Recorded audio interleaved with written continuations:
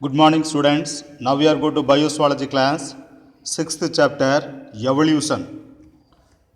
Previous class we are discussing about mechanism of evolution. But this class we are discussing about Hardy-Weinberg principle. பாடம் 6 பரிணாமம். இதற்கு முன்னர் உள்ள வகுப்பில் நாம் பரிணாமம் நடைபெறும் முறை என்பதை பார்த்தோம். இந்த வகுப்பில் Hardy-Weinberg கொள்கை என்பதை பார்ப்போம். Hardy-Weinberg principle. Who was the first proposed the theory? The Hardy of the UK and Weinberg of this the German state that the allele frequency in a population are a stable and are a constant from generation to the generation. Constant from generation to the generation in the absence of gene flow, genetic drift, mutation, recombination, natural selection. அதாவது Hardy-Weinberg கொள்கையை முதலில் அறிமுகப்படுத்தியவர் இங்கிலாந்தைச் சேர்ந்த Hardy மற்றும் ஜெர்மனியை சேர்ந்த Weinberg ஆகியோர் ஒரு இனக்கூட்டத்தில் மரபணு ஓட்டம் ஜீன் ஃப்ளோ, மரபியல் நகர்வு ஜெனட்டிக் ட்ரிஃப்ட், திடீர் மாற்றம் மியூட்டேஷன், மரபணு சேர்க்கை ரீகாம்பினேஷன் மற்றும் இயற்கை தேர்வு நேச்சுரல் செலக்ஷன் ஆகிய காரணிகள் இல்லாத நிலையில் அல்லீல்களின் நிகழ்வெண் அடுத்தடுத்த தலைமுறைகளிலும் மாறாமல் இருக்கும். This is the main concept of this. Hardy UK and Weinberg of the Germany state that the alleles frequencies allele frequencies in a population are a stable நிலையானதாக இருக்கும் and are the constant from the generation to the generation in the absence of எது இல்லாமல் இருந்தால் gene flow, genetic drift, mutation, recombination and natural selection இவைகள் இல்லாத நிலையில் when the absence of this இவைகள் இல்லாத நிலையில் மாறாமல் இருக்கும், ஒரு இனக்கூட்டத்தினுடைய மாறாமல் இருக்கும். So this the stable in a population or a stable நிலையானதாக மாறாமல் இருக்கும். This is the main concept of this. And if a population in the state that the Hardy-Weinberg equilibrium, the frequencies of the allele, the genotype or the sets alleles that the population remain the same over generation.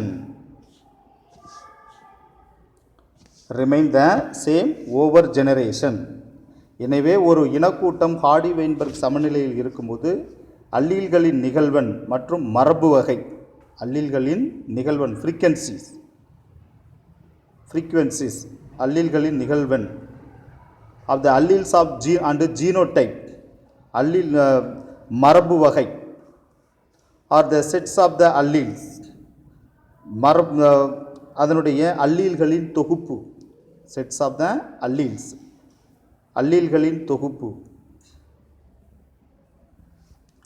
in that the population will remain the same over the generation ஆகியவை அடுத்தடுத்த தலைமுறைகளிலும் மாறாமல் நிலையானதாக இருக்கும். So this is the main concept of this Hardy-Weinberg equilibrium. Now come to this topic. In nature, the population are usually the evolving such as the grass in a open meadow, wolves in a forest and the bacteria in a person's the body or the all nature their population or all natural the population. அதாவது திறந்த வெளிகளில் உள்ள புல் வகைகள், காடுகளில் காணப்படும் ஓநாய்கள், மனித உடலில் காணப்படும் பாக்டீரியாக்கள் போன்ற அனைத்து இன கூட்டங்களும் இயற்கையாக பரிணாமம் அடைபவையே.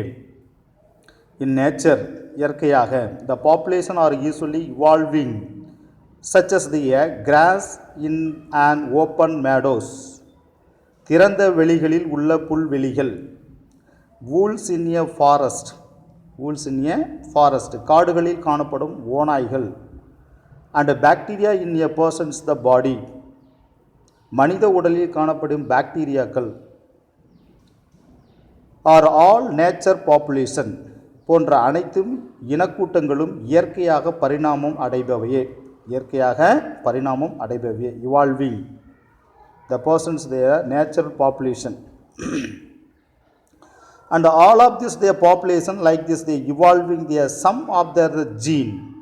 அனைத்து இனக்கூட்டங்களிலும் சில மரபணுக்களாவது பரிணாமத்திற்கு உள்ளாகிறது.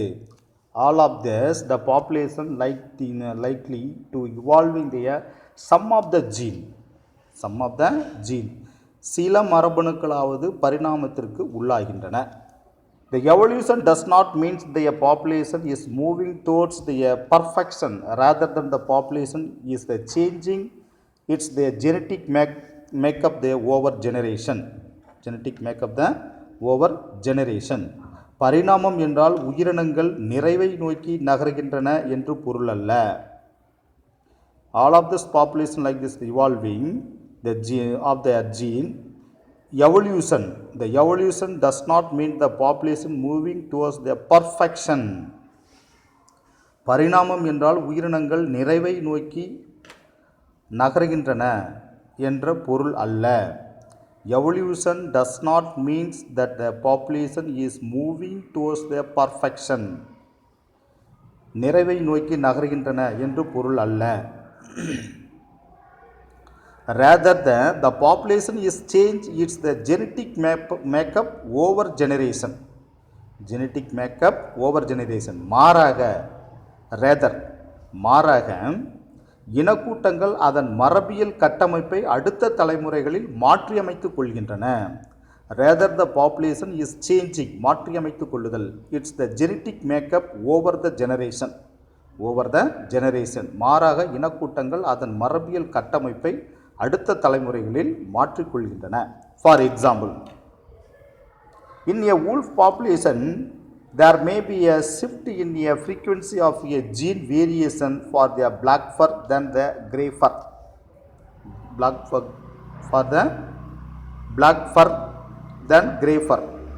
எடுத்துக்காட்டாக ஓநாய் இனக்கூட்டத்தில் சாம்பல் நிற உரோமத்திற்கான மரபன் நிகழ்வெண் மாற்றம் பெற்று கருப்பு நிற உரோமத்தை உருவாக்கும். For example, in a wolf population, there may be a shift in a frequency of gene variation for black fur than grey fur.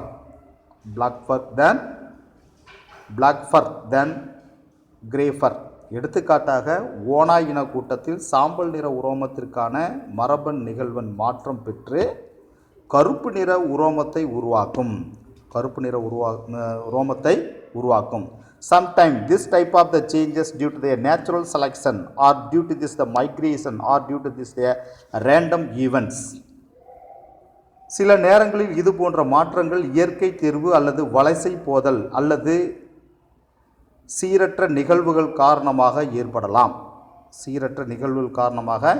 Sometimes this type of the changes due to the natural selection, இயற்கை தேர்வு, or due to the migration, வலசை போதல், or due to the random events, சீரற்ற நிகழ்வுகளின் காரணமாக நடைபெறலாம்.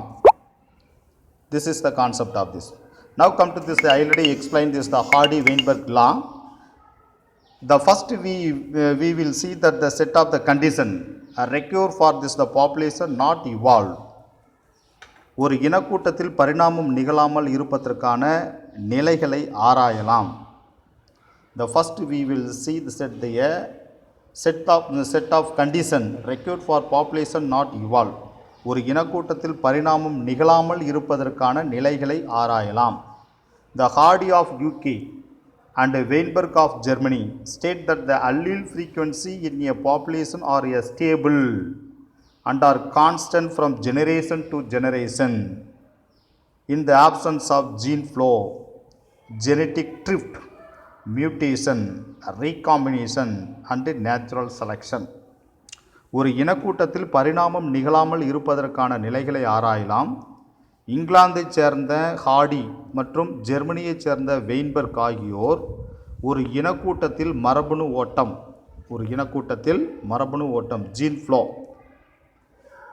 மரபியல் நகர்வு ஜெனடிக் ட்ரிப்ட், திடீர் மாற்றம் மியூட்டேஷன், மரபணு மறுசேர்க்கை ரீகாம்பினேஷன் மற்றும் இயற்கை தேர்வு நேச்சுரல் செலெக்ஷன் ஆகிய காரணிகள் இல்லாத நிலையில் அல்லீல்களின் நிகழ்வெண் அடுத்தடுத்த தலைமுறைகளிலும் மாறாமல் இருக்கும். The absence of this, the allele frequency in a population are a stable and are a constant.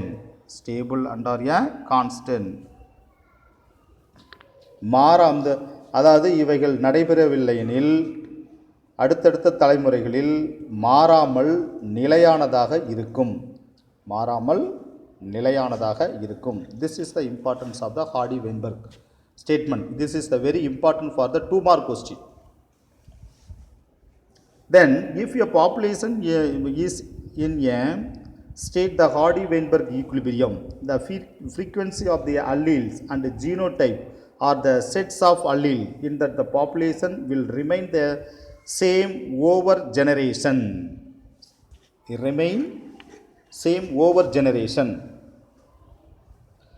ஒரு இனக்கூட்டம் ஹார்டி-வெயின்பெர்க் சமநிலையில் இருக்கும் பொழுது அல்லீல்களின்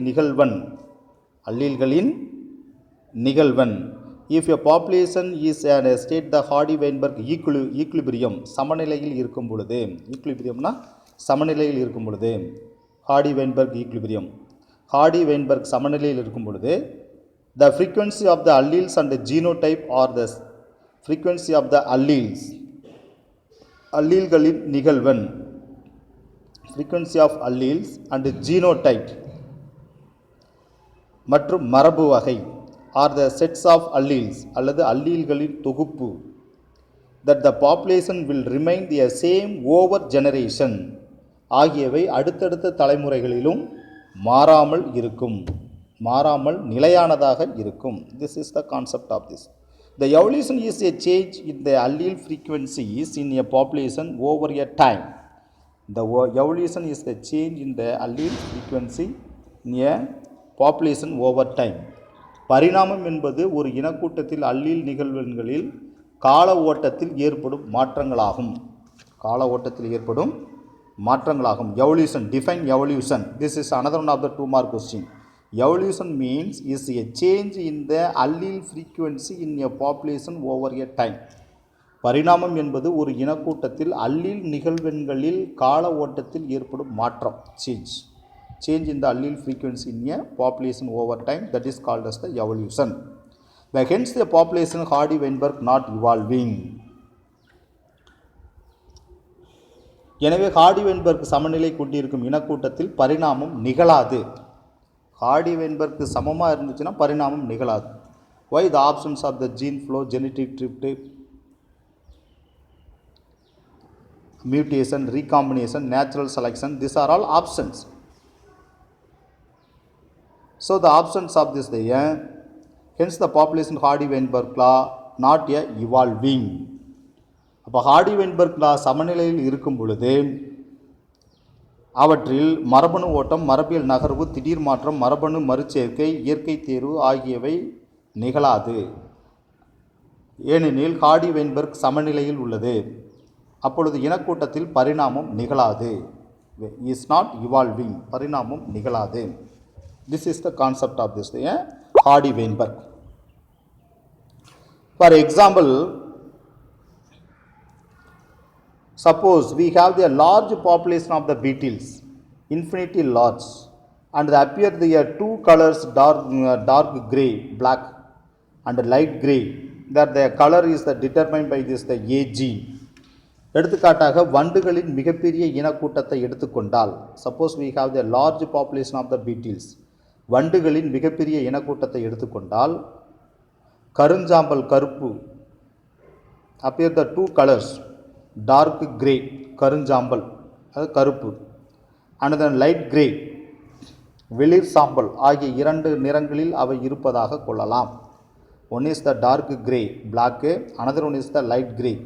The color is determined, the 2 colors So when the determined by the gene, the color is determined by the capital A gene.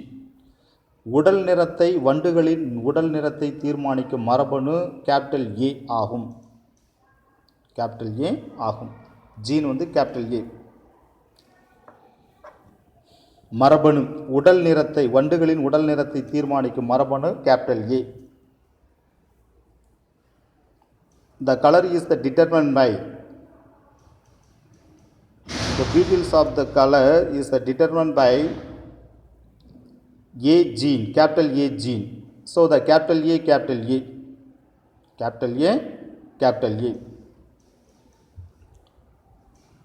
The capital A and capital A small a beetles are the dark gray. Dark gray. So the capital A மற்றும் capital A small a மரபணு வாக்கம் உள்ள வண்டுகள் கருஞ்சாம்பல் நிறமுடையதாகவும் capital A and capital A small a beetles are the dark gray. capital A மற்றும் capital A small a மரபணு வாக்கம் உள்ள வண்டுகள் கருஞ்சாம்பல் உள்ள நிறமுடையதாகவும் dark gray. And small a beetles are the light gray. இதில் பார்த்தீங்கன்னா small a மரபணு வாக்கம் உள்ள வண்டுகள் வெளிர் சாம்பல் நிறமுடையதாகவும் உள்ளன. In a population, let's say the capital A alleles has a frequency P.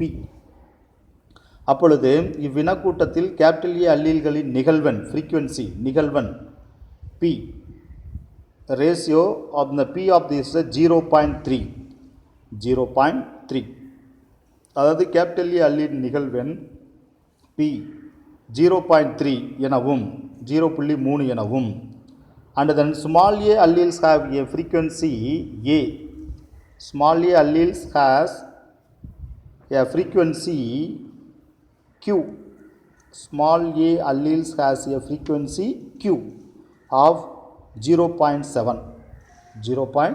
அதே போன்று small a அல்லீல்களின் சிறிய a அல்லீல்களின் நிகழ்வெண் Q இதனுடைய மதிப்பு 0.7 எனவும் இருந்தால் then the P plus Q is equal to 1. P plus Q is equal to 1 ஆகும். This is the Hardy-Weinberg.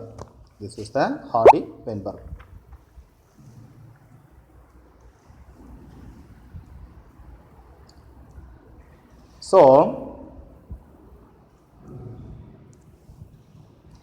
if a population is in the Hardy-Weinberg equilibrium, Hardy-Weinberg சமநிலை பெற்ற இனக்கூட்டத்தின் அதனுடைய மரபணுவாக்க நிகழ்வெண்ணை Hardy-Weinberg சமன்பாட்டை கொண்டு காணலாம். If a population Hardy-Weinberg equilibrium, the genotype frequency can estimated by the Hardy-Weinberg equilibrium.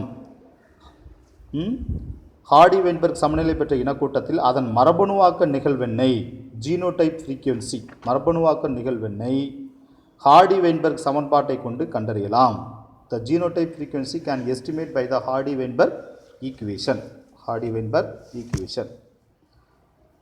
If a population is in Hardy-Weinberg equilibrium, Hardy-Weinberg சமநிலை பெற்ற இனக்கூட்டத்தில் the genotype frequency can be estimated by the Hardy-Weinberg equation. அதனுடைய மரபணுவாக்க நிகழ்வெண்ணை Hardy-Weinberg சமன்பாட்டை கொண்டு கணக்கிடலாம். How the P plus Q whole squared is equal to P squared plus 2PQ plus Q squared. The P squared is equal to frequency of capital A. P squared is equal to capital A வின் நிகழ்வெண். capital A வின் நிகழ்வெண் P squared. Then the 2PQ is equal to frequency of capital A small a.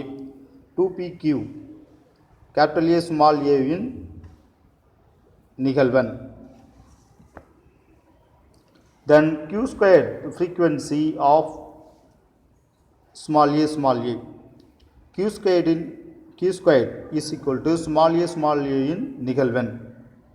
So the P is equal to 0.3, Q is equal to 0.7.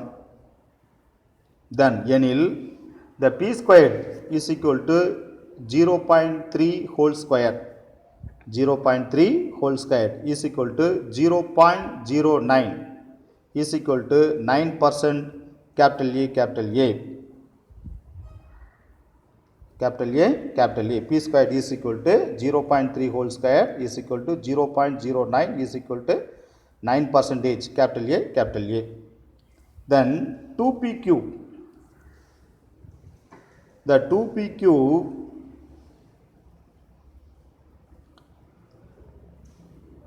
is equal to 2 into 0.3 into 0.7 is equal to 0.42 0.42 is equal to 42% capital A small a 42% capital A small a.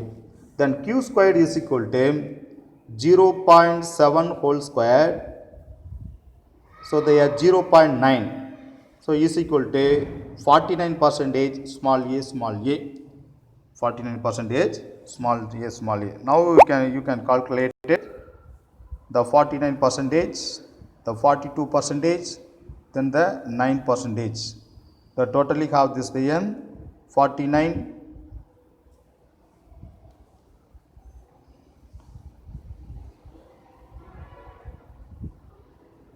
So this the 9% capital A capital A, 42% capital A small a, 49% small a small a. Totally have the 100%. Totally have the 100%. When the Hardy-Weinberg law concept, when the options of this the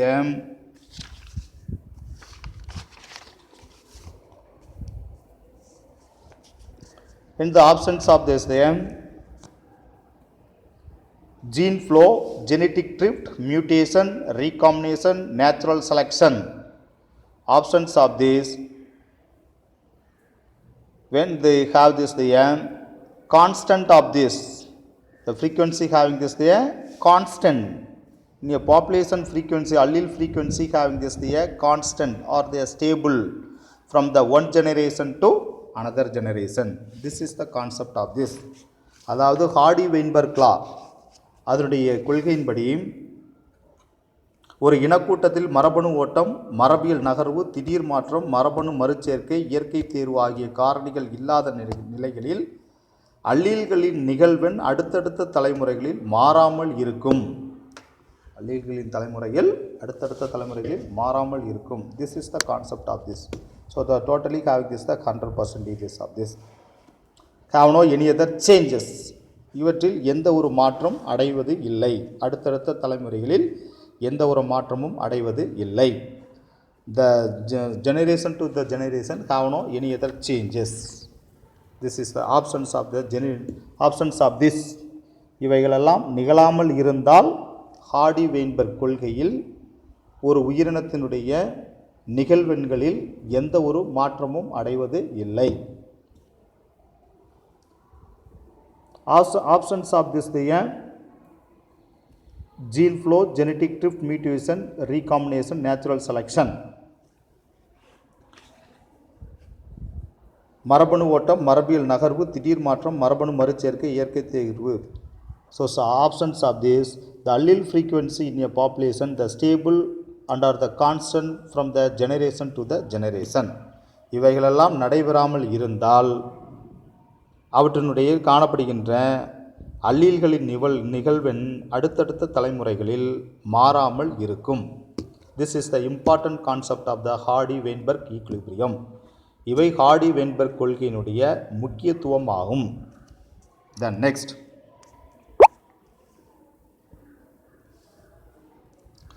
hence the beetle population appears to this the Hardy-Weinberg equilibrium when the beetles the Hardy-Weinberg equilibrium reproduce. இதனால் வண்டு இனக்கூட்டம் Hardy-Weinberg நிலை சமநிலை இருப்பதை அறியலாம். இச்சமநிலையுள்ள வண்டுகள் இனப்பெருக்கம் செய்தால் அடுத்தடுத்த தலைமுறையில் அல்லீல் மற்றும் மரபணுவாக்க நிகழ்வெண் கீழ்கண்டவாறு அமையும். அடுத்த தலைமுறையை உருவாக்கும் இனச்செல் குழுமத்தின் ஏ கேபிட்டல் ஏ மற்றும் ஸ்மால் ஏ அல்லீல்களின் நிகழ்வெண் ஒரே மாதிரியாக இருந்தால் அதன் சந்ததிகளின் பண்புகளும் எந்த மாறுபாடும் தோன்றாது.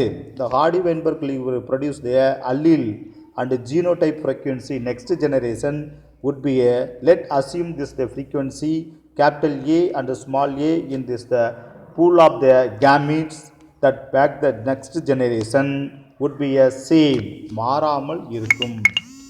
அதனுடைய குழுமத்தில் பூல் அதனுடைய குழுமத்தில் எந்த ஒரு மாற்றமும் மாறாமல் இருந்தால் மாறுபாடுகளும் சந்ததிகளில் எந்த மாறுபாடுகளும் தோன்றாது. So the Hardy-Weinberg equilibrium reproduces the alleles the genotype frequency in the next generation. சமநிலையில் உள்ள வண்டுகள் இனப்பெருக்கம் செய்தால் அடுத்த தலைமுறையில் அல்லீல்கள் மற்றும் மரபணுவாக்க நிகழ்வன் next generation would be let they assume that the frequency of capital A and small a allele in their pool of gametes. கீழ்கண்ட மரபணுவாக்கம் அடுத்தடுத்த தலைமுறையை உருவாக்கும் மரபணுவாக்க நிகழ்வெண் அடுத்த தலைமுறையில் அல்லீல் மற்றும் மரபணுவாக்க நிகழ்வெண் கீழ்கண்டவாறு அமையும். அடுத்தடுத்த தலைமுறையை உருவாக்கும் இனச்செல் குழுமத்தில் கேபிட்டல் ஏ மற்றும் ஸ்மால் ஏ அல்லீல்களின் நிகழ்வெண் ஒரே மாதிரியாக இருந்தால் capital A and small a allele in the pool in the gamete make the next generation would be a same. ஒரே மாதிரியாக இருந்தால் அதன் சந்ததிகளின் பண்புகளில் எந்த மாறுபாடுகளும் தோன்றாது. There would be no variation in the progeny. அடுத்த தலைமுறை சந்ததிகளில் மரபணுவாக்க நிகழ்வன் எந்த ஒரு மாறுபாடும் தோன்றாது. நோ வேரியேஷன், எந்தவித மாறுபாடும் தோன்றுவது இல்லை, ஒரே மாதிரியாக இருக்கும். ஒரே மாதிரியாக இருக்கும். The genotype frequency of a parent that appears their next generation. For example, 9% capital A, 42% capital A small a, 49% small a, totally have the 100%. So இந்த அடுத்த தலைமுறைகளில் மரபணுவாக்க நிகழ்வன் 9% capital A, 42% capital A small A மற்றும் 49% small ஏவாகவே இருக்கும். அடுத்த தலைமுறைகளில் சந்தனி அப்பொழுது மாறாமல் இருக்கும். If we assume that the beetles made the randomly selection of a male gametes and female gametes in the pool gametes, இவ்வண்டுகள் சீரற்ற முறையில் இனப்பெருக்கம் செய்வதாக கொண்டால் ஆண் மற்றும் பெண் இனச்செல்களை இனச்செல் குழுமத்திலிருந்து தேர்வு செய்தல். பூல்னா குழுமம். The selection male gametes and female gametes in the pool of the gametes. ஆண் மற்றும் பெண் இனச்செல்களை இனச்செல் குழுமத்திலிருந்து pool of the gamete இனச்செல் குழுமத்திலிருந்து தேர்வு செய்தால் the probability of getting this offspring, the genotype depend on the genotype of the combined their parental gamete. அடுத்த தலைமுறையில் உள்ள உயிரினம் மரபணுவாக்கம் தோன்றுவதற்கான நிகழ்தகவு எந்த வகை பெற்றோர் செல்களில் இணைகின்றன என்பதை பொறுத்து அமையும். எப்பொழுது சீரற்ற முறையில் இனப்பெருக்கம் செய்வதாக கொண்டால். when is the followed the randomly, assume this the beetle made the randomly, சீரற்ற முறையில் இனப்பெருக்கம் செய்வதாக கொண்டால் அப்போ male gamete female gamete pool of the gametes பொதுவாக ஆண் மற்றும் பெண் இனச்செல்களை இனச்செல் குழுமத்திலிருந்து தேர்வு செய்கிறது. The select the gene pool குழுமத்திலிருந்து தேர்வு செய்கிறது, பர்டிகுலராக தேர்வு செய்கிறதில்ல. It's not a particularly select, is the select from this the gene pool இனச்செல் குழுமத்திலிருந்து தேர்வு செய்கிறது. அப்போ சீரற்ற முறையில் நடைபெறுகிறது. So have the mat of the mat randomly. So this they depend the genotype the combine the parent gametes. அப்பொழுது மரபணுவாக்கம் தோன்றுவதற்கான நிகழ்தகவு எந்த வகை பெற்றோர் இனச்செல் இணைகின்றன என்பதை பொறுத்து அமையும். So this is the concept of this. The Hardy-Weinberg assumption include Hardy-Weinbergin விதியின் ஊகங்கள். அசம்ஷன்னா ஊகங்கள். நோ மியூட்டேஷன் திடீர் மாற்றம் இன்மை. அப்போ ஹார்டி வெயின்பர்க்கில் வந்து கான்ஸ்டண்ட்டாக இருக்கணும்னா எது எது நடக்கக்கூடாது? ஆப்சன்ஸ் ஆஃப் த மியூட்டேஷன், திடீர் மாற்றமின்மை. No new alleles are there generated by the mutation, nor the gene get their duplicate or the deleted. திடீர் மாற்றத்தின் காரணமாக புதிய அல்லீல் உருவாக்கம், மரபணு இரட்டைப்படைதல் அல்லது மரபணு நீக்கம் ஆகிய ஏதும் இல்லை. No new alleles that generated by the mutation, திடீர் மாற்றம் காரணமாக mutation, nor the gene get duplicate or the deleted, மரபணு நீக்கம், இரட்டைப்படைதல், இரட்டைப்படைதல் அல்லது மரபணு நீக்கம் ஆகியவை எதுவும் நடைபெறுவது இல்லை. Random matting, every organism get a chance to mat and the matting the random. அது சீரற்ற இனச்சேர்க்கை. ஒவ்வொரு உயிரினமும் இனச்சேர்க்கையில் ஈடுபடுவதற்கான வாய்ப்பை பெறுகின்றன. The every organism get a chance to mat. The matting is a random. ஒவ்வொரு உயிரினமும் இனச்சேர்க்கையில் ஈடுபடுவதற்கான வாய்ப்பை பெறுகின்றன, குறிப்பிட்ட மரபணு ஆக்கத்திற்கு முக்கியத்துவம் தராமல். And matting random with each other with no preference for a particular genotype. No preference for the particular genotype. ஒரு குறிப்பிட்ட ஆக்கத்திற்கு முக்கியத்துவம் தராமல் இவற்றிற்கிடையே இனச்சேர்க்கை சீரற்ற முறையில் உள்ளது. No perfect for the particular genotype. The random சீரற்ற முறையில் காணப்படுகிறது. Which each other with no preference for the particular genotype. குறிப்பிட்ட மரபணு ஆக்கத்திற்கு முக்கியத்துவம் தராமல் இவற்றுக்கிடையே இனச்சேர்க்கை சீரற்ற முறையில் உள்ளது. The next one is no gene flow, மரபணு ஓட்டம் இன்மை. Neither individual nor the gametes they enter the immigration or exist the emigration in the population. மரபணு ஓட்டம் இன்மை, no gene flow. இனக்கூட்டத்தில் இருந்து தனிப்பட்ட உயிரினங்களோ அல்லது அவற்றின் இனச்செல்களோ உள்செல்கை இமிக்ரேஷன், உள்செல்கை உள்ளேற்றம் அல்லது வெளிச்செல்கை வெளியேற்றம் எமிக்ரேஷன் எதிலும் ஈடுபடுவது இல்லை. Neither individual nor the gametes ஈடுபடுவதில்லை. Enter the immigration or the exist the emigration of the population. இனக்கூட்டத்திலிருந்து தனிப்பட்ட உயிரினங்களோ அல்லது அவற்றின் இனச்செல்களோ உள்செல்கை உள்ளேற்றம் அல்லது வெளிச்செல்கை வெளியேற்றம் எதிலும் ஈடுபடுவது இல்லை. Very large population size. The population should be infinite in size. மிகப்பெரிய உயிரின தொகை. Very large population size. மிகப்பெரிய உயிரின தொகை. இனக்கூட்டத்தின் அளவு எல்லையற்றதாக இருக்க வேண்டும். Very large population size. The population should be infinite. Infiniteனா எல்லையற்றதாக. Infinite in size, எல்லையற்றதாக இருக்க வேண்டும். These are all the conditions of the Hardy-Weinberg equilibrium. That only having this they are following the Hardy-Weinberg. Other than is go to the fail.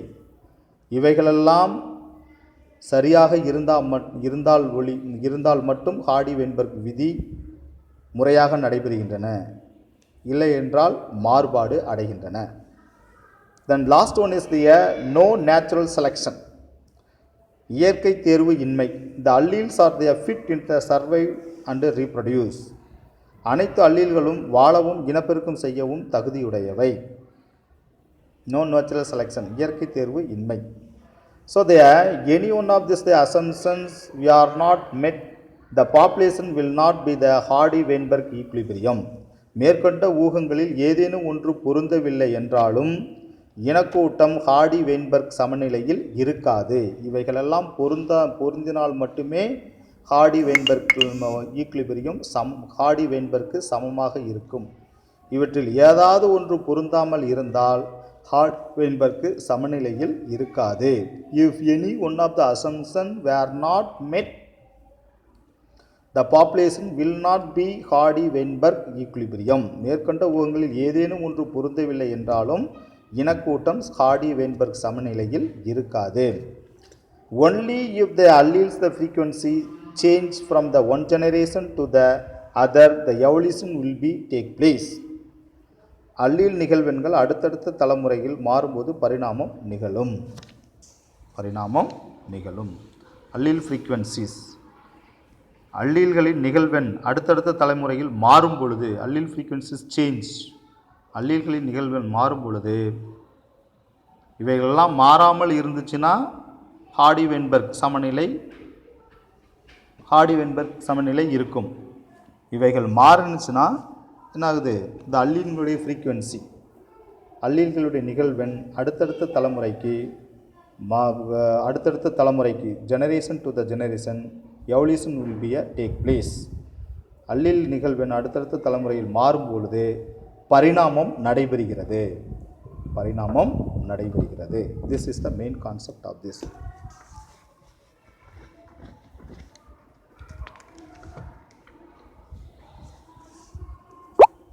So how to maintain this the Hardy-Weinberg equilibrium?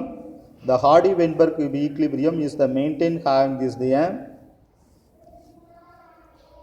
assumptions, ஊகங்கள், no mutation, திடீர் மாற்றமின்மை, random matting, சீரற்ற இனச்சேர்க்கை, no gene flow, மரபணு ஓட்டமின்மை, very large population size, மிகப்பெரிய உயிரினத்தொகை, and அந்த no natural selection, இயற்கை தேர்வின்மை. These are all when we maintain the absence of this, the maintain the Hardy-Weinberg. இவைகளெல்லாம் இல்லாமல் இருந்தால் Hardy-Weinberg சமமான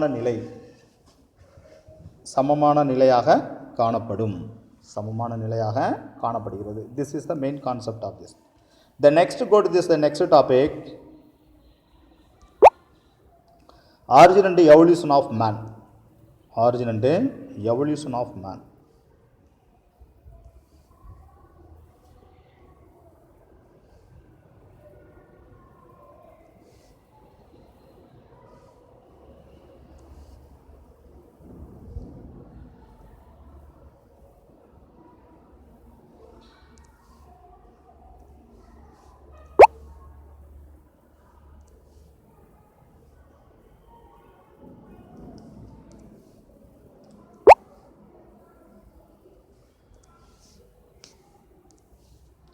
origin and evolution of man, மனிதனின் தோற்றமும் மற்றும் பரிணாமமும். The man evolved in this the early Jurassic period about the 210 million years ago. அதாவது பாலூட்டிகளின் பரிணாமம் ஜுராசிக் காலத்தில் தொடக்கத்தில் சுமார் 210 மில்லியன் ஆண்டுகளுக்கு முன்பு நிகழ்ந்தது. The hominids evolution occur in Asia and Africa. Asia மற்றும் ஆப்பிரிக்கா பகுதியில் ஹோமினிட்டுகளின் பரிணாமம் நிகழ்ந்தது. Asia and Africa. Hominids proved that the human being are the superior to the other animals and efficient in making the tools and culture. ஹோமினிட்டுகள் பொருட்களை உருவாக்கும் திறன் மற்றும் கலாச்சாரம் ஆகியவற்றின் பிற விலங்குகளை விட மனித இனம் மேம்பட்டது என்பதை ஹோமினிட்டுகள் மெய்ப்பித்தனர். Then the earliest fossils of this the prehistoric man like this the Ramapithecus and Sivapithecus lived some 14 mayas. அதாவது சுமார் 14 மில்லியன் ஆண்டுகளுக்கு முன்பு வாழ்ந்த ராமாபித்திகஸ் மற்றும் சிவாபித்திகஸ் போன்ற வரலாற்று முந்தைய மனிதர்கள் புதைப்படிவங்கள் கிடைத்துள்ளன. ப்ரீஹிஸ்டாரிக் இயர்லியஸ்ட் ஃபாசில்னா புதைப்படிவம். வரலாற்று முக்கியத்துவமான மனிதர்களின் புதைப்படிவங்கள் முந்தைய மனிதர்களினுடைய இயர்லியஸ்ட் ஃபாசில் முந்தைய மனிதர்களுடைய புதைப்படிவம் கிடைத்துள்ளது. where the derived from the ape like the Triopithecus. அவை மனித குரங்கு போன்ற ட்ரையோபித்திகஸிலிருந்து தோன்றியதாக கருதப்படுகிறது. அப்போ ராமாபித்திகஸ், சிவாபித்திகஸ் ஆகியவை புதைப்படிவங்களிலிருந்து மனிதர்களின் புதைப்படிவங்களில் கிடைத்துள்ளன. இவை மனித குரங்கு போன்ற ட்ரையோபித்திகஸிலிருந்து தோன்றியதாக கருதப்படுகிறது. So is the derived from the ape like Triopithecus. So the Ramapithecus and Sivapithecus is the derived from the Dryopithecus. Lived in the some 14th Maya.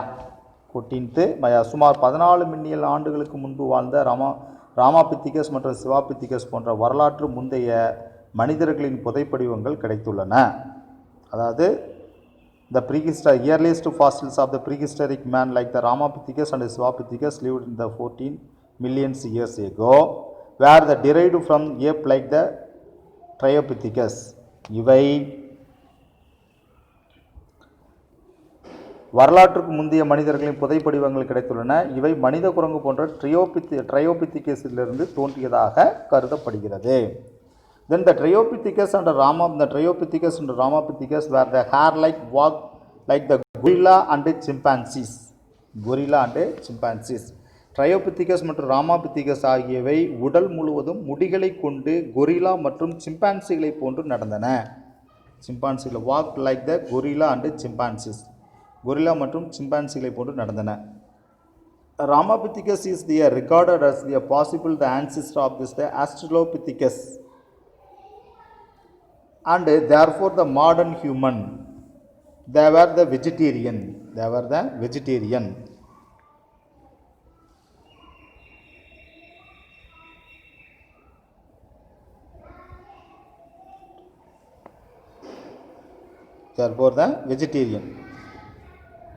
So the Ramapithecus is regarded the possible ancestor of the Australopithecus.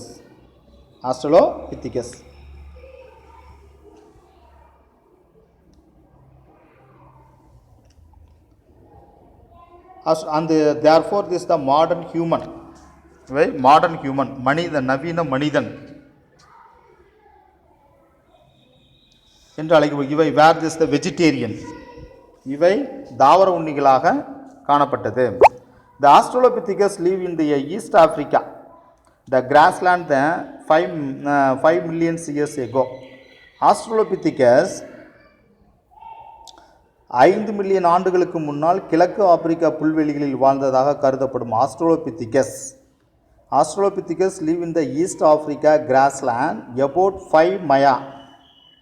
அதாவது 5 million ஆண்டுகளுக்கு முன்னால் கிழக்கு Africa புல்வெளியில் வாழ்ந்ததாக கருதப்படும் Australopithecus and was called as the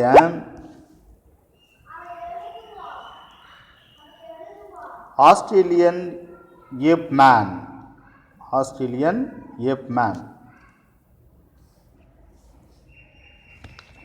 ஆஸ்திரேலிய குரங்கு மனிதன் என அழைக்கப்பட்டது. Australia குரங்கு மனிதன் என்று அழைக்கப்பட்டது.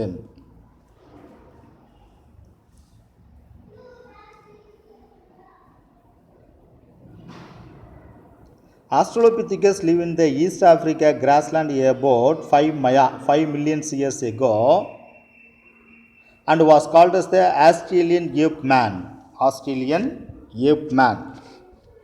அதாவது சுமார் 5 மில்லியன் ஆண்டுகளுக்கு முன்னால் கிழக்கு ஆப்பிரிக்கா புல்வெளிகளில் வாழ்ந்ததாக கருதப்படும் ஆஸ்ட்ரலோபித்திகஸ் ஆஸ்திரேலிய குரங்கு மனிதன் என அழைக்கப்படுகிறது.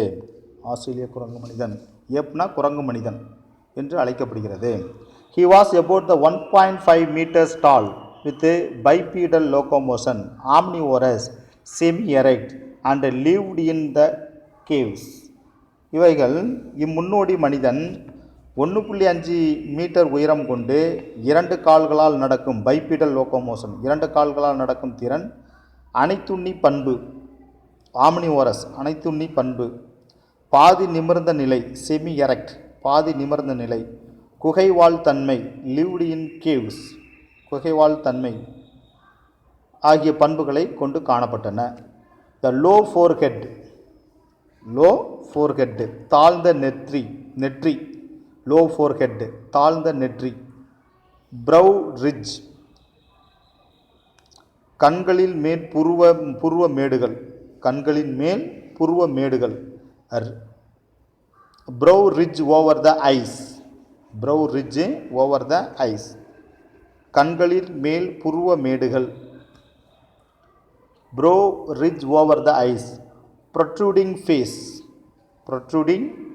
ஃபேஸ், துருத்திய நிலையில் உள்ள முகம், ப்ரொட்ரூடிங்னா துருத்திய நிலை. Then the lack of chin, lack of chin அது கன்னங்கள் அற்ற நிலை, லேக் ஆஃப் சின் கன்னங்கள் அற்ற நிலை.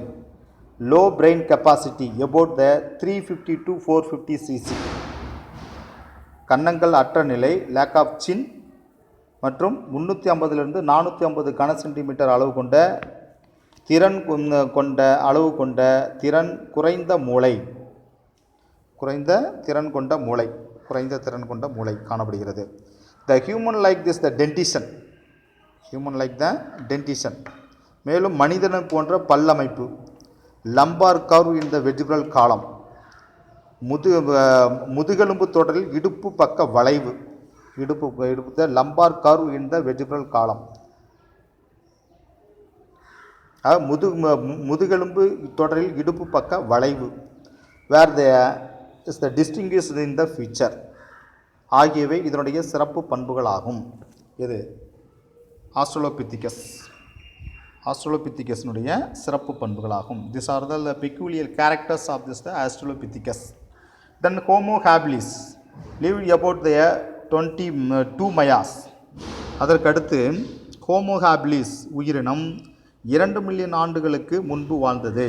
The Homo habilis lived about the 2 million years before ago, அதாவது 2 மில்லியன் ஆண்டுகளுக்கு முன்பு வாழ்ந்தது homo habilis. There the brain capacity was between 650 to 800 cc. இதனுடைய மூளையினுடைய அளவு 650 முதல் 800 கன சென்டிமீட்டர் ஆகும், 800 கன சென்டிமீட்டர் ஆகும். And was the probably the vegetarian, மேலும் இவை தாவர உண்ணிகளான இவை their habit the bipedal locomotion and use the tools made the chipped stone, இரண்டு கால்களால் இடப்பெயர்ச்சி செய்வதுடன் பைபிடல் லோகோமோஷன், இரண்டு கால்களால் இடப்பெயர்ச்சி செய்வதுடன் செதுக்கப்பட்ட கற்களான கருவிகளை பயன்படுத்தும் திறனையும் பெற்றிருந்தன. Use the tools made of a chipped stone, செதுக்கப்பட்ட கற்களால் சிப்டு ஸ்டோன்னா செதுக்கப்பட்ட கற்களால் கருவிகளை பயன்படுத்தும் திறனையும் பெற்றிருந்தன. The next Homo erectus. Homo erectus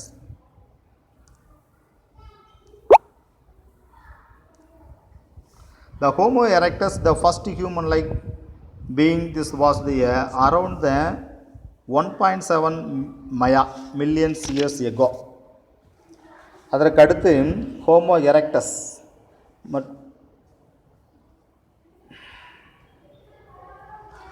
முதலாக மனிதனை போன்ற தோற்றமளித்த ஹோமோ எரெக்டஸ் உயிரினம் 1.7 மில்லியன் ஆண்டுகளுக்கு முன்பு தோன்றியது. The Homo erectus, the first human-like being, was the around 1.7 million years ago தோன்றியது. Then was the much the closer to the human looks, பார்வைக்கு மனிதனை போன்றே தோற்றமளித்த Homo erectus, the skull was the flatter and thicker than this the modern man, and had a large brain capacity around the 900 cc. பார்வைக்கு மனிதனை போன்றே தோற்றமளித்த homo erectus நவீன மனிதனை விட தட்டையான தடிமனான மண்டையோடு காணப்பட்டது. The skull was the flat and thicker than the modern man. நவீன மனிதனை விட தட்டையான தடிமனான மண்டையோடு காணப்பட்டது. Then is around the 900 cc brain capacity. மேலும் இதனுடைய 900 கன சென்டிமீட்டர் அளவு கொண்ட மூளை காணப்படுகிறது. Then the Homo erectus probably the meet Homo ergaster and the Homo erectus were the first live Africa. அதற்கடுத்து இறைச்சி உண்ணும் தன்மை ஆகிய பண்புகளை பெற்றிருந்தன. The Homo erectus probably the மீட்னா இறைச்சி உண்ணும் தன்மையை கொண்டு காணப்பட்டன. தென் த ஹோமோ எர்கஸ்டர் மற்றும் ஹோமோ எரெக்டஸ் ஆகியவை ஆப்பிரிக்காவை விட்டு வெளியேறிய முதல் இனங்களாகும். Come to this the one more question, which is the first leave the Africa, Homo ergaster and Homo erectus were the first to leave the Africa. Homo ergaster மற்றும் Homo erectus ஆகியவை ஆப்பிரிக்காவை விட்டு வெளியேறிய முதல் இனங்களாகும். Come to the one more question. Then Neanderthal man. The Neanderthal human was the first found in the Neanderthal Valley, Germany, with a brain 1400 cc. 1400 cc. அதற்கு அடுத்து சுமார் 1400 cc and lived between this 34,000 to 1 lakh years ago. 1 lakh years ago. 34,000 to 1 lakh years ago. அதற்கடுத்து சுமார் 34,000 1 லட்சம் ஆண்டுகளுக்கு முன்பு ஜெர்மனியில் நியாண்டர் பள்ளத்தில் வாழ்ந்த நியாண்டர்தால் மனிதனின் மூளை அளவு 1400 கன சென்டிமீட்டர் ஆகும். 1400 brain size having this 1400 cc. The live between this 34,000 to 1 lakh years ago. Neanderthal human found in the Neanderthal Valley. Found in the Neanderthal Valley. 34,000 1 லட்சம் ஆண்டுகளுக்கு முன்பு ஜெர்மனியில் நியாண்டர்தல் பள்ளத்தில், நியாண்டர்தல் வேலினா நியாண்டர்தல் பள்ளத்தில் வாழ்ந்த நியாண்டர்தல் மனிதனின் மூளை அளவு 1400 கன சென்டிமீட்டர் ஆகும். They differ from this the modern human in having this the semi-erect posture. இவ்வகை மனிதன் பாதி நிமிர்ந்த நிலை, semi-erect posture, பாதி நிமிர்ந்த நிலை. Then the flat cranium, தட்டையான மண்டை ஓடு. Then sloping forehead, sloping சாய்வான நெற்றி. Then thin large orbits, மெலிந்த பெரிய கண்புலிகள். Then heavy brows ridge, கனமான கண்புருவ மேடுகள். Protruding jaws, துருத்திய தாடைகள். And no chin, கன்னங்களற்ற தன்மை. So these are all the characters of this. These are all the characters. And they use the animal kit there to protect the bodies.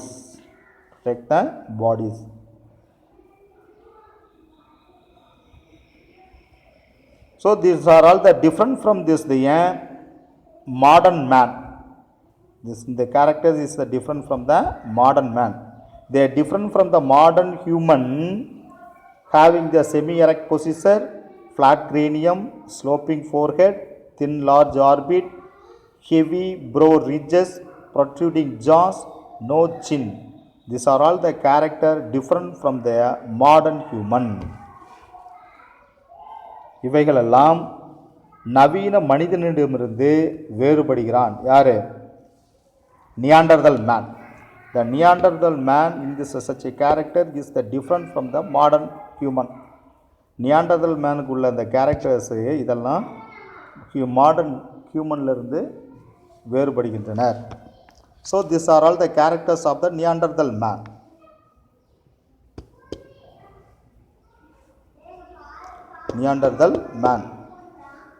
இவைகளெல்லாம் Neanderthal மேனுடைய பண்புகளாகும். ஆதலால் இவை நவீன மனிதனிலிருந்து இந்த பண்புகளால் வேறுபடுகிறார்கள். So such a characters having this the Neanderthal human, so different from this the modern human. They use the animal kit to protect their bodies. New use the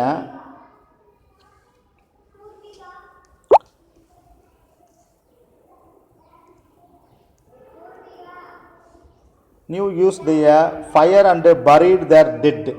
Fire and buried the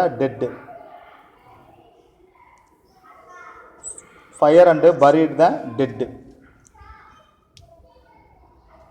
எனவே இந்த பண்புகளால் நவீன மனிதனிலிருந்து வேறுபடுகிறான். யார்? Neanderthal man. என்னென்ன? பாதி நிமிர்ந்த நிலை, தட்டையான மண்டை ஓடு, சாய்வான நெற்றி, மெலிந்த பெரிய கண்குழிகள், கனமான கண்புருவ மேடுகள், துருத்திய தாடைகள், கன்னங்கள் அற்ற தன்மை, இவைகளெல்லாம் நியாண்டர்தல் மனிதனுடைய பண்புகளாகும். ஆதலால் நியாண்டர்தல் மனிதன் நவீன மனிதர்களிலிருந்து வேறுபடுகிறான். இந்த பண்புகளிலிருந்து நவீன மனிதர்களிலிருந்து வேறுபடுகிறான்.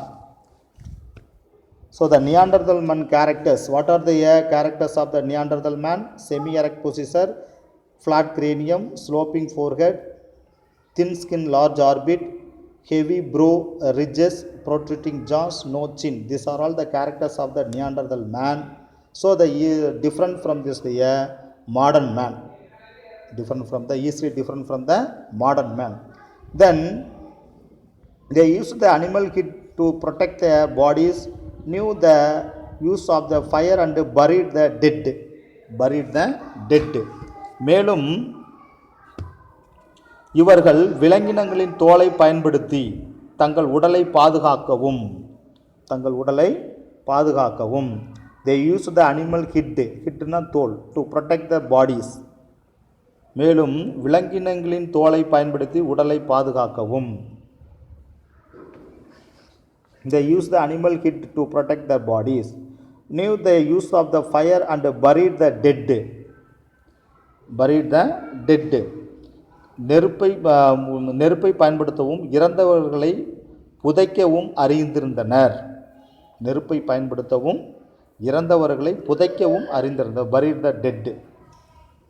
buried the dead.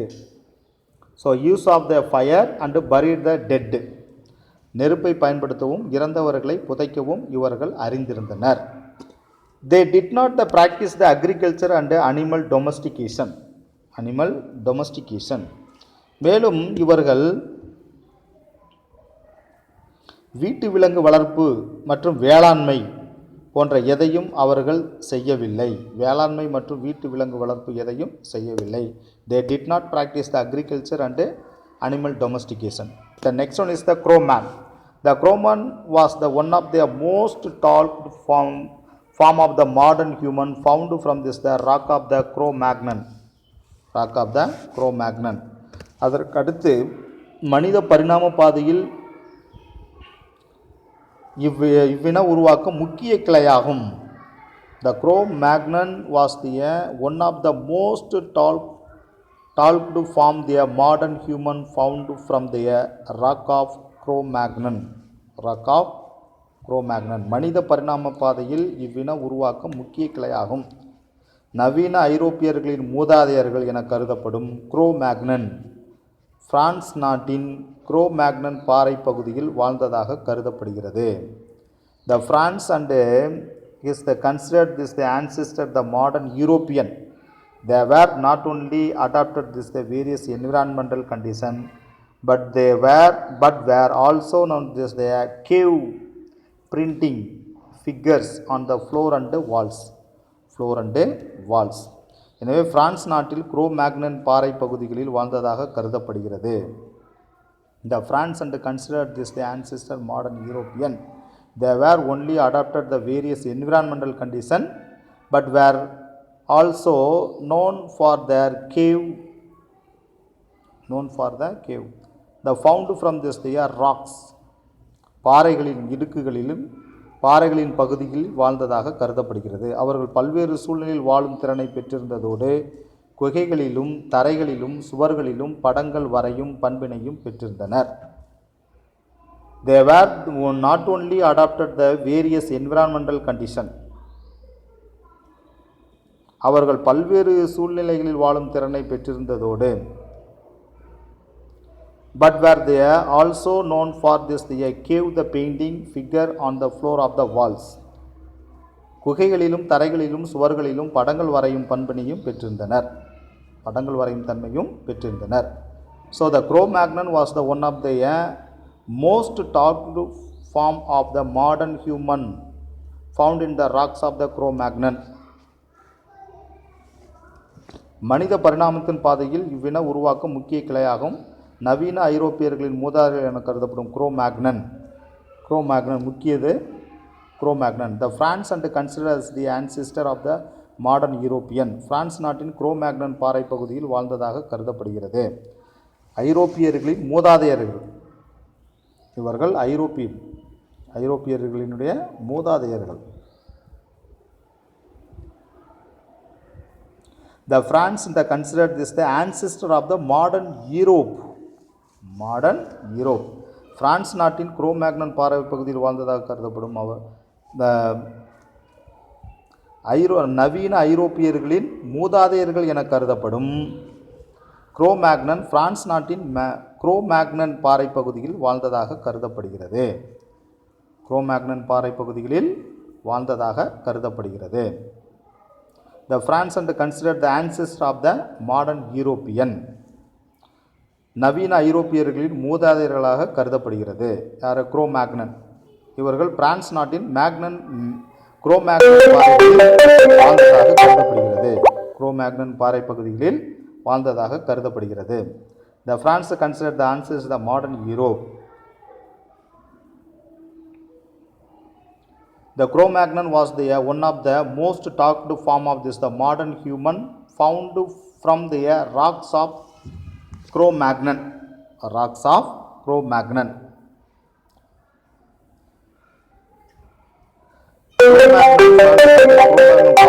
வாழ்ந்ததாக கருதப்படுகிறது. They were this not only adapted to this very environmental condition. இவர்கள் பல்வேறு சூழ்நிலையில் வாழும் திறனை பெற்றிருந்ததோடு but were also the cave painting figure and on floor on the walls. குகைகளிலும் தரைகளிலும் சுவர்களிலும் படங்கள் வரையும் பண்பினையும் பெற்றிருந்தனர். Then the Homo sapien, last one Homo sapien, or the modern human arose the Africa some 25 years ago. Homo sapien என்னும் நவீன மனிதன் இனம் 25,000 ஆண்டுகளுக்கு முன்பு தோன்றி ஆப்பிரிக்காவில் தோன்றி மற்ற கண்டங்களுக்கு பரவி தனித்தனி வகை இனங்களாக வளர்ச்சியடைந்தது. The Homo sapien are the modern human arose the Africa. அரோஸ்னா தோன்றியது. ஹோமோசேப்பியன் என்னும் நவீன மனிதன் இனம் சுமார் 25 ஆண்டுகளுக்கு முன்பு ஆப்பிரிக்காவில் தோன்றி, அரோஸ்னா தோன்றி, மற்ற கண்டங்களுக்கு பரவி. Then the years ago, 25,000 years ago, moved to the other continent and developed into the distinct race. மற்ற கண்டங்களுக்கு பரவி தனித்தனி வகை இனங்களாக வளர்ச்சி அடைந்தது. தனித்தனி இனங்களாக டிஸ்டிங்க் ரேஸ்னா தனித்தனி இனங்களாக வளர்ச்சி அடைந்தது.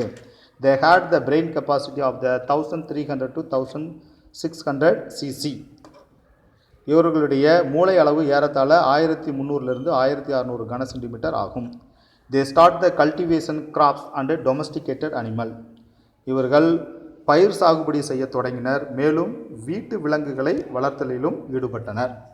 வீட்டு விலங்குகள் வளர்த்தலிலும் பயிர் சாகுபடி செய்ய தொடங்கினர், மேலும் வீட்டு விலங்குகளை வளர்த்தலிலும் ஈடுபட்டனர். They start the cultivation crops and domesticated animal.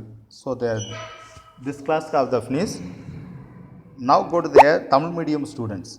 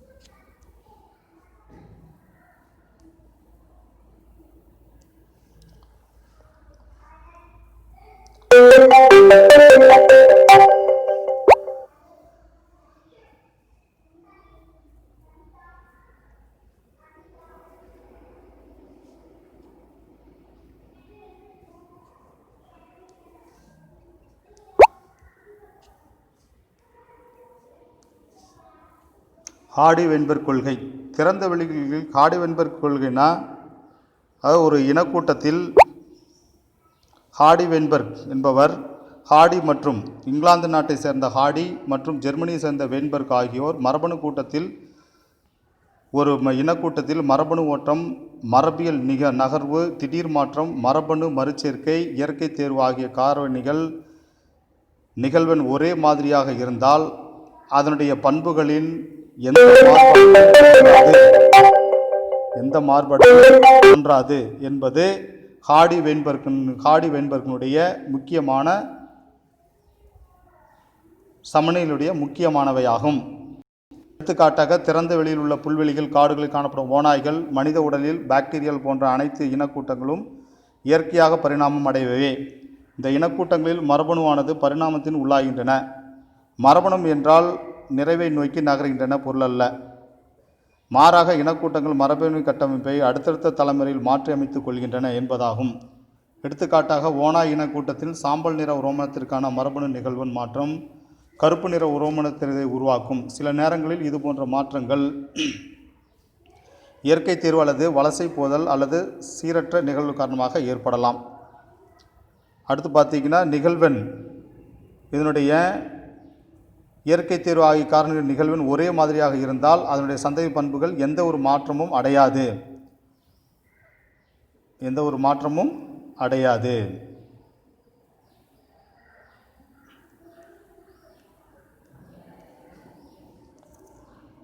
இந்த அல்லீல்களின் நிகழ்வெண் அடுத்தடுத்த தலைமுறைகள் மாறாமல் இருந்தால் இனக்கூட்டம் ஹார்டி வெயின்பெர்க் சமநிலையில் இருக்கும்போது நிகழ்வெண் மரபணு எந்த ஒரு அடுத்தடுத்த தலைமுறையில் மாறாமல் நிலையாக இருக்கும்.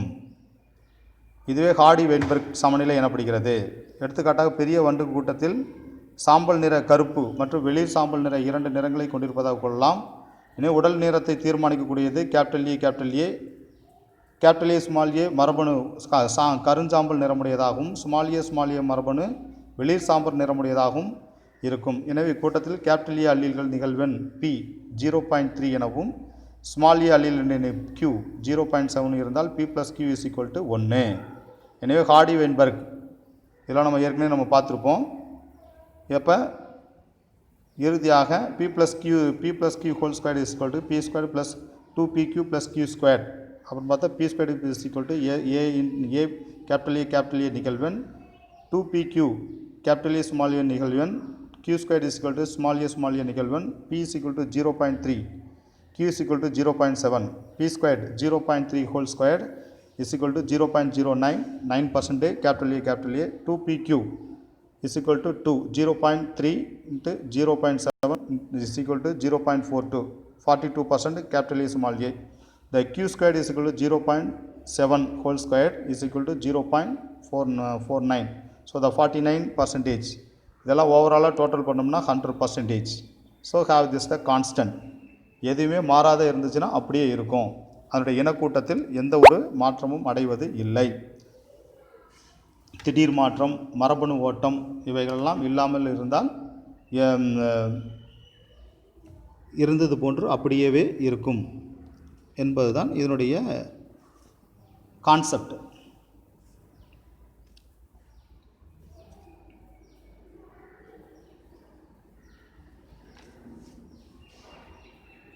அதாவது இவற்றில் மரபணு ஓட்டம், மரபியல் நகர்வு, திடீர் மாற்றம், மரபணு மறுசேர்க்கை, இயற்கை தேர்வு ஆகியவை இல்லாமல் இருந்தால் அதனுடைய மரபணு அல்லீல்கள் அடுத்த தலைமுறைக்கு மாறாமல் எடுத்துச்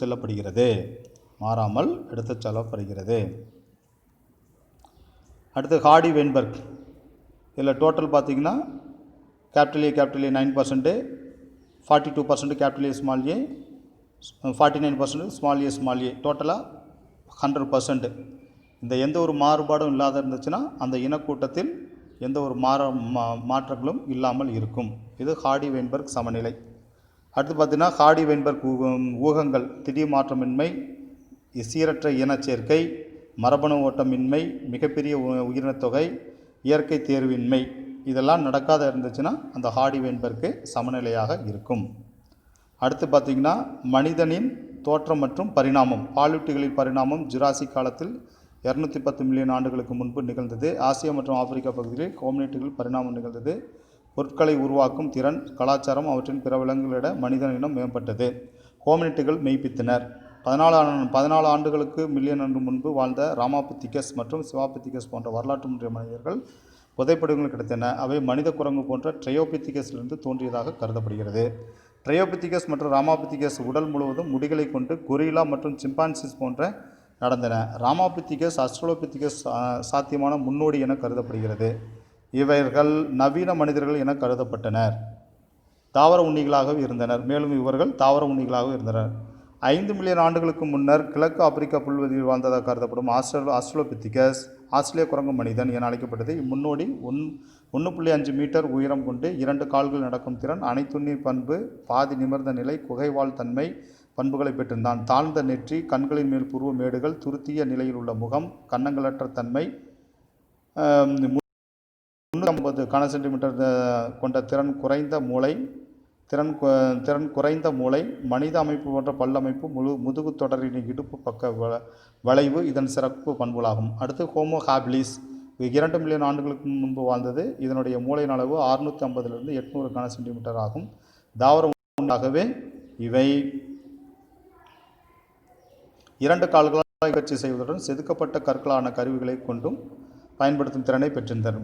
முதலாக மனிதனை போன்ற தோற்றமளித்த ஹோமோ எரக்டஸ் உயிரினம் 1.7 மில்லியன் ஆண்டுகளுக்கு முன்பு தோன்றியது. பார்வைக்கு மனிதனை போன்றே தோற்றமளித்த ஹோமோ எரக்டஸ் நவீன மனிதனை விட தடிமனான மண்டை ஓடு, 900 கன சென்டிமீட்டர் அளவு கொண்ட மூளை மற்றும் இறைச்சி உண்ணும் தன்மை கொண்ட பண்புகளை பெற்றிருந்தனர். அடுத்து ஹோமோ எர்கஸ்டர் மற்றும் ஹோமோ எரக்டஸ் ஆகிய ஆப்பிரிக்காவை விட்டு வெளியேறிய முதல் இனங்களாகும். சுமார் 34,000 1 லட்சம் ஆண்டுகளுக்கு முன்பு ஜெர்மனிய நியாண்டர்தல் பள்ளத்தில் வாழ்ந்த நியாண்டர்தல் மனிதர் மூளை அளவு 1400 சென்டிமீட்டர் ஆகும். இவ்வகை மனிதன் பாதி நிமிர்ந்த நிலை, தட்டையான மண்ட ஓடு, சாய்வான நெற்றி, மெலிதான பெரிய கண்குழிகள், கனமான கண் புருவ மேடுகள், துருத்திய தாடைகள் மற்றும் கன்னங்களற்ற தன்மை ஆகிய பண்புகளால் நவீன மனிதனிலிருந்து வேறுபடுகிறான். இவர்கள் விலங்கினின் தோலை பயன்படுத்தி தங்கள் உடலை பாதுகாக்கவும், நெருப்பை பயன்படுத்தவும், இறந்தவர்களை புதைக்கவும் அறிந்திருந்தனர். வேளாண்மை மற்றும் வீட்டு விலங்கு வளர்ப்பு போன்ற எதையும் அவர்கள் செய்யவில்லை. மனித பரிணாமத்தின் பாதையில் உருவாக்கம் முக்கிய கிளையாகும். நவீன ஐரோப்பியர்களின் மூதாதையர்கள் என கருதப்படும் குரோமேக்னன் பிரான்ஸ் நாட்டின் குரோமேக்னன் பாதை பகுதியில் வாழ்ந்ததாக கருதப்படுகிறது. அவர்கள் பல்வேறு சூழ்நிலையில் வாழும் திறனை பெற்றிருந்ததோடு குகைகளிலும் தரைகளிலும் சுவர்களிலும் படங்கள் வரையும் பண்பினை பெற்றிருந்தனர். ஹோமோசேப்பியன் என்னும் நவீன மனிதன் சுமார் 25,000 ஆண்டுகளுக்கு முன்பு ஆப்பிரிக்காவில் தோன்றி மற்ற கண்டங்களுக்கு பரவி தனி வகை இனங்களாக வளர்ச்சியடைந்து அவர்களின் மூளை அளவு ஏறத்தாழ 1300 1600 கன சென்டிமீட்டர் ஆகும். இவர்கள் பயிர் சாகுபடி செய்ய தொடங்கினர். மேலும் வீட்டு விலங்குகளை வளர்த்திலும் ஈடுபட்டனர். So this class have the finished. The next class we can go to the next topic.